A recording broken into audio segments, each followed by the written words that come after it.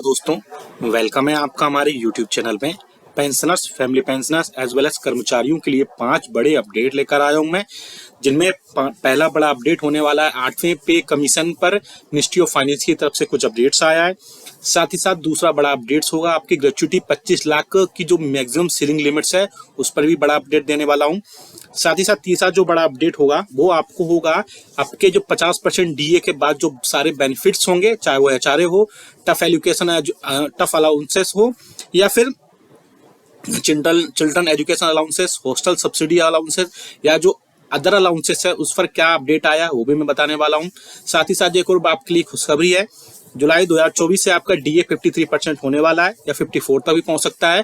Finally फरवरी, मार्च और अप्रैल का all India consumer price index का डेटा, जैसे कि मैंने बोला था कि इलेक्शन के रिजल्ट्स के बाद अपलोड हो जाएगा, तो वैसा ही हुआ और वो अपडेट कर दिया गया है। 5वीं बड़ी अपडेट आपके कंप्यूटर अलाउंसेस को लेकर भी आ रही है, तो 5 बड़े अपडेट में तो कंप्यूटर अलाउंसेस पर एक बड़ी अपडेट आई है। उसमें आपको रेट ऑफ इंटरेस्ट जारी कर दी गई है हाल में, जो कि काफी दिनों से नहीं पब्लिश की जा रही थी।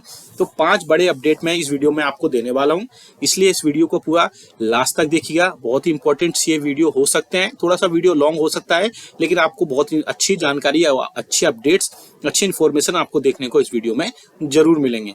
वीडियो अच्छा लगे तो लाइक अभी से कर दीजिएगा। साथ ही साथ आप अगर हमारे चैनल पर पहली बार विजिट कर रहे हैं तो चैनल को फ्री में सब्सक्राइब करना बिल्कुल मत भूलिएगा।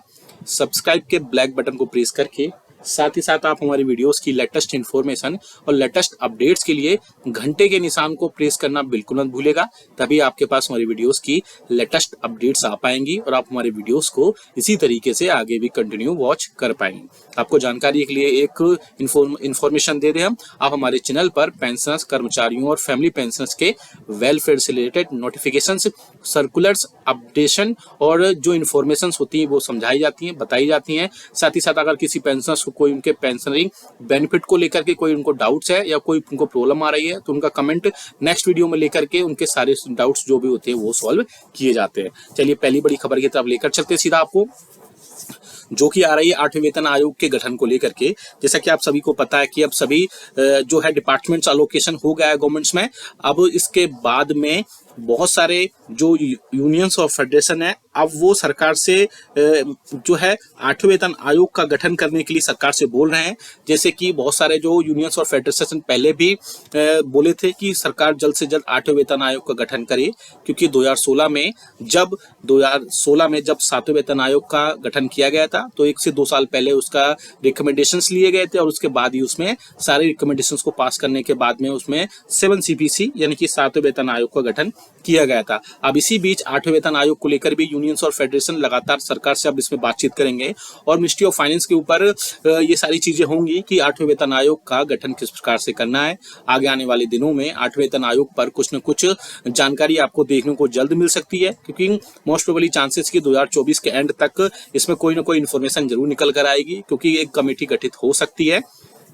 हालांकि सरकार पहले भी बोल चुकी थी कि 8वें वेतन आयोग पर कुछ दिनों पहले या कुछ मंथ्स पहले 8वें वेतन आयोग पर अभी वो बातचीत नहीं कर रहे हैं, ना ही मिनिस्ट्रियल और ना ही इंटर मिनिस्ट्रियल। लेकिन गवर्नमेंट ने ये कभी नहीं बोला कि 8वें वेतन आयोग नहीं आएगा। 8वें वेतन आयोग अगर नहीं आएगा तो उसके बदले आपको हो सकता है आने वाले दिनों में कुछ और उसके बदले पे रिवीजन देखने को मिले।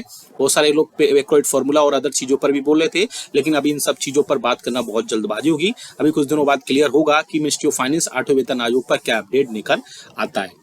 चलिए दूसरी बड़ी खबर पर लेकर चलते हैं, जो कि आ रही ग्रेच्युटी को लेकर के। मैं आपको बता दूं ग्रेच्युटी आपकी 25 लाख नहीं हुई है, एक्चुअली क्या अप टू 25 लाख है, यानी जिनको जिस हिसाब से मिल रही है, अगर उनको 20 लाख से ऊपर पहुंच रही है, अगर किसी की 21 लाख है, 22 लाख है, तो उनको उस 20 लाख से ऊपर जो ग्रेच्युटी है वो उनको प्रोवाइड की जाएगी। ये 25 लाख अप टू है, यानी कि आपको मैक्सिमम सीलिंग लिमिट जो है ग्रेच्युटी की 25 लाख है। इसलिए जो पेंशनर्स को भी मुझे कमेंट्स किए जा रहे थे कि पेंशनर्स को 25 लाख नहीं मिल रहा है ग्रेच्युटी में, किसी को 21 मिल रहा है, किसी को 22 मिल रहा है, तो जितनी साल की आपकी ग्रेच्युटी बनती है या जितने पैसे जितने रुपए आपकी ग्रेच्युटी बनती है, 20 लाख से अगर नीचे है तो 20 लाख ही भी आपको मिलेगी, और 20 लाख के ऊपर जितनी बनेगी, सपोज किसी की 21 है, 22 है, 23, 24 है, अगर किसी की 25 लाख है तो उसको 25 लाख तक ग्रेच्युटी उसको प्रोवाइड कराई जाएगी। हर पेंशनर्स को 25 लाख रुपए नहीं बनती है, ग्रेच्युटी आपकी सर्विस पर डिपेंड करती है, जितनी आपकी सर्विस होती है उसी के हिसाब से आपको ग्रेच्युटी गवर्नमेंट वहां पर प्रोवाइड कराई जाती है, जिसकी सीलिंग लिमिट अब डीए 50% होने के बाद में अब 25 लाख कर दी गई, जिसकी सीलिंग लिमिट अब प्रेजेंट में है। अब आप सभी को पता है कि जुलाई 2024 का डीए जो है डीए के जो फरवरी, मार्च और अप्रैल का all India consumer price index का जो डेटा था वो जारी नहीं किया जा रहा था। मैंने आपको पहले भी बताया था कि आपको परेशान या पैनिक होने की जरूरत नहीं है। आपको जैसे ही इलेक्शंस के रिजल्ट्स आएंगे उसके बाद में आपको वहां पर जो है ऑल इंडिया कंज्यूमर प्राइस के जो डेटा होगा वो जारी किया जाएगा, और सेम वैसा ही हुआ। फरवरी, मार्च और अप्रैल मंथ का all India consumer price index का डेटा जो था वो रिलीज कर दिया गया है। अब आपका जुलाई 2024 का जैसे डीए और डीआर में बढ़ोतरी होती है वैसे ही बढ़ोतरी होगी। हालांकि मैंने ये पहले ही बता दिया था कि आपका डीए नहीं रुकेगा, लेकिन फिर भी बहुत सारे चैनल्स और यूट्यूब्स में ये सारी चीजें र्यूमर्स चल रहे थे कि अब आपका डीए मर्ज हो जाएगा या फिर डीए आपको और भी चीजें, कई सारी चीजें इनमें अपडेट हो जाएंगी। लेकिन मैंने पहले ही बोला था कि अभी डीए की जो all India consumer price index का डेटा वो नहीं जारी किया जा रहा है, लेकिन इसका मतलब ये नहीं है कि जब आगे भी पब्लिश नहीं किया जाएगा। उससे हम वैसा ही हुआ है और all India consumer price index का डेटा जारी कर दिया गया है, और जारी करने के बाद में अब आपका जुलाई 2024 का जो डीए और डीआर होगा वो मोस्ट प्रोबेबली चांसेस है कि 53% तक जाए, क्योंकि डीए में के जो आंकड़े थे उनमें बहुत ज्यादा बढ़ोतरी नहीं हो पाई है। जैसे पिछले समय से बढ़ोतरी हो रही थी, पिछले 2 साल से करीब 4% तक आपका डीए और डीआर में हर 6 मंथ में बढ़ोतरी हो रही थी। लेकिन इस बार का जो डीए और डीआर का oil India consumer price index का डेटा निकल कर आया है उसमें इतनी ज्यादा बढ़ोतरी नहीं देखने को मिल रही है। मोस्ट प्रोबेबली चांसेस है 53% तक इसको प्रोवाइड कराया जाएगा। लेकिन अगर डेटा में बहुत ज्यादा अनएक्सपेक्टेड बढ़ोतरी होती है तो 54% तक पहुंच जाएगा, लेकिन अकॉर्डिंग टू मी 53% तक आपका डीए और डीआर इस बार रह सकता है।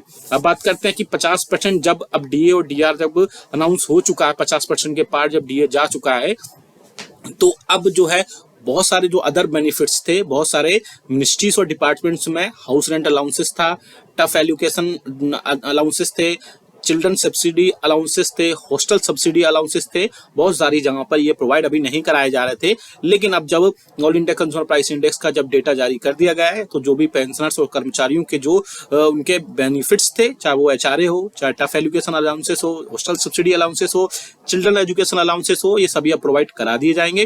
हालांकि एचआरए को छोड़ करके मुझे लगता है कि बाकी सब डिपार्टमेंट्स ने बाकी सारे जितने भी बेनिफिट्स थे वो प्रोवाइड करा दिए थे।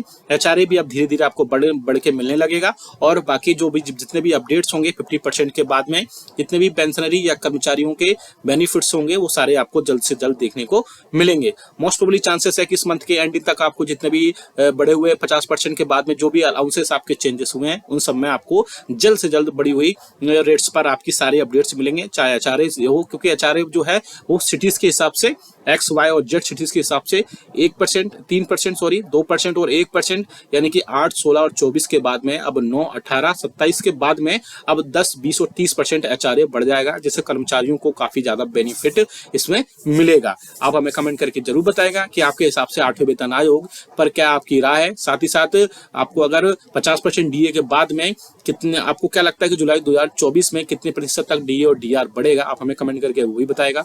या फिर आपको कोई प्रॉब्लम है पेंशनरी बेनिफिट को लेकर के, इवन कर्मचारियों को भी, तो आप हमें कमेंट बॉक्स में कमेंट जरूर लिखिएगा। हम आपको वहां से पूरा सॉल्व करने की पूरी कोशिश करेंगे। ये वीडियो अच्छा लगा तो लाइक करिएगा, शेयर सभी के साथ करिएगा। ऐसी न्यूज इन्फॉर्मेशन अपडेट्स के लिए चैनल को भी सब्सक्राइब कर लेगा। मिलते हैं आपको नेक्स्ट वीडियो में। Thank you so much.